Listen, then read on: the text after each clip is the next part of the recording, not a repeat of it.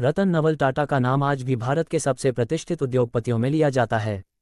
उनका जन्म 28 दिसंबर 1937 को मुंबई में हुआ था। वे प्रसिद्ध टाटा परिवार से हैं, जिसने भारत में औद्योगिक क्षेत्र में एक महत्वपूर्ण भूमिका निभाई है।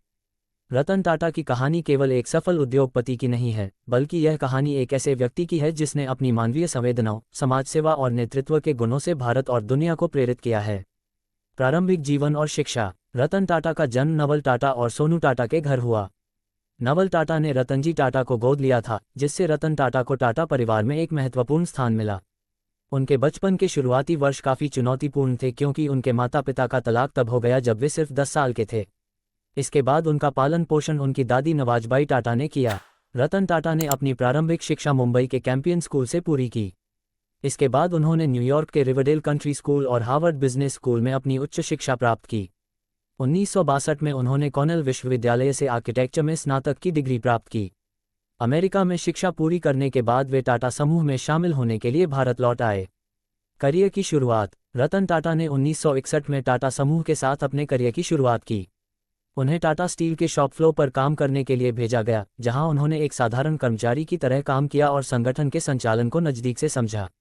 शुरुआती वर्षों में उन्हें कंपनी के विभिन्न विभागों में काम करने का मौका मिला, जिससे उन्हें कंपनी के अलग अलग हिस्सों का गहरा अनुभव प्राप्त हुआ। 1981 में रतन टाटा को टाटा इंडस्ट्रीज का निदेशक नियुक्त किया गया। यह उनके करियर का एक महत्वपूर्ण मोड़ था। 1991 में उन्होंने टाटा समूह के अध्यक्ष के रूप में J.R.D. टाटा का स्थान लिया। यह एक चुनौतीपूर्ण समय था, क्योंकि उस समय टाटा समूह के कई उपक्रम संघर्ष कर रहे थे और समूह में एक नई ऊर्जा और दिशा की जरूरत थी। टाटा समूह का नेतृत्व। रतन टाटा के नेतृत्व में टाटा समूह ने विश्वभर में अपनी पहचान बनाई। उन्होंने समूह को वैश्विक स्तर पर प्रतिस्पर्धी बनाया और विभिन्न क्षेत्रों में प्रवेश किया। उनके नेतृत्व में टाटा समूह ने कई बड़ी विदेशी कंपनियों का अधिग्रहण किया, जिनमें 2000 में टेटली ब्रिटिश चाय कंपनी, 2004 में दाव कंज्यूमर इलेक्ट्रॉनिक्स और 2007 में Anglo Dutch steel company coarse का अधिग्रहण शामिल है। इन अधिग्रहणों ने टाटा समूह को वैश्विक मंच पर मजबूती से खड़ा किया। 2008 में रतन टाटा ने टाटा मोटर्स के जरिए दुनिया की सबसे सस्ती कार नैनो को पेश किया। नैनो कार को बाजार में लाने का उद्देश्य उन लोगों को कार का अनुभव देना था जो बाइक पर यात्रा करने को मजबूर थे। हालांकि नैनो का व्यावसायिक सफलता हासिल करना कठिन साबित हुआ, फिर भी यह भारत में एक तकनीकी और सांस्कृतिक बदलाव का प्रतीक बन गई। सामाजिक योगदान और नेतृत्व गुण। रतन टाटा न केवल एक सफल उद्योगपति हैं, बल्कि वे अपने सामाजिक योगदान के लिए भी प्रसिद्ध हैं। उन्होंने शिक्षा, स्वास्थ्य और ग्रामीण विकास के क्षेत्रों में कई महत्वपूर्ण परियोजनाएं चलाईं। उनके द्वारा चलाए गए टाटा ट्रस्ट्स देश भर में शिक्षा, स्वास्थ्य और जल प्रबंधन के क्षेत्रों में काम कर रहे हैं। रतन टाटा ने हमेशा से ही नैतिकता और ईमानदारी पर जोर दिया है। वे मानते हैं कि व्यापार केवल लाभ कमाने के लिए नहीं होता, बल्कि समाज की बेहतरी के लिए भी होता है। उनके नेतृत्व में टाटा समूह ने अपनी सामाजिक जिम्मेदारियों को बखूबी निभाया और उन्होंने विभिन्न सामाजिक कार्यों में योगदान दिया। प्रमुख उपलब्धियां। रतन टाटा की उपलब्धियां केवल टाटा समूह के विस्तार तक सीमित नहीं हैं। उन्हें भारत सरकार द्वारा 2000 में पद्म भूषण और 2008 में पद्म विभूषण से सम्मानित किया गया। उनके नेतृत्व में टाटा समूह को कई वैश्विक स्तर के पुरस्कार और सम्मान मिले। टाटा मोटर्स की जगुआर लैंड रोवर और टाटा स्टील की कोरस के अधिग्रहण के बाद उन्होंने भारतीय उद्योग जगत को वैश्विक स्तर पर मजबूती से स्थापित किया।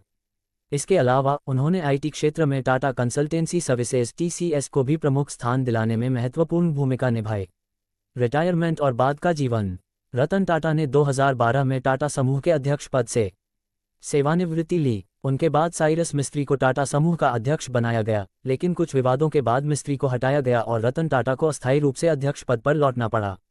सेवानिवृत्ति के बाद भी रतन टाटा सक्रिय हैं और वे विभिन्न स्टार्टअप्स और युवा उद्यमियों को प्रोत्साहित करते हैं। उन्होंने कई स्टार्टअप्स में निवेश किया है, जिनमें ओला, पेटीएम और स्नैपडील जैसे प्रमुख भारतीय स्टार्टअप्स शामिल हैं। रतन टाटा अपने निजी जीवन में बेहद सादगीपूर्ण हैं और आज भी वे मुंबई में एक साधारण जीवन जीते हैं। वे अविवाहित हैं और अपने जीवन को समाज सेवा और व्यवसाय के प्रति समर्पित कर चुके हैं। व्यक्तिगत जीवन और आदर्श। रतन टाटा एक बहुत ही सरल और विनम्र व्यक्ति माने जाते हैं। उन्होंने अपनी जिंदगी में कभी भी संपत्ति या दिखावे को महत्व नहीं दिया। उनके सरल जीवन और नेतृत्व की शैली ने उन्हें जनता के बीच काफ़ी प्रिय बना दिया है। वे हमेशा से ही अपने कर्मचारियों के कल्याण के प्रति संवेदनशील रहे हैं और उन्होंने हमेशा से यह सुनिश्चित किया है कि उनकी कंपनियों के कर्मचारी खुशहाल और संतुष्ट रहें। रतन टाटा के आदर्शों में उनका एक वाक्य प्रसिद्ध है, जो सही है वही करो, चाहे वह लाभदायक हो या नहीं। ये वाक्य उनके व्यक्तित्व और उनके नेतृत्व शैली को पूरी तरह से परिभाषित करता है। भविष्य की दिशा। रतन टाटा अब 86 वर्ष के हो चुके हैं, लेकिन आज भी वे अपने देश और समाज के प्रति अपनी जिम्मेदारियों को बखूबी निभा रहे हैं।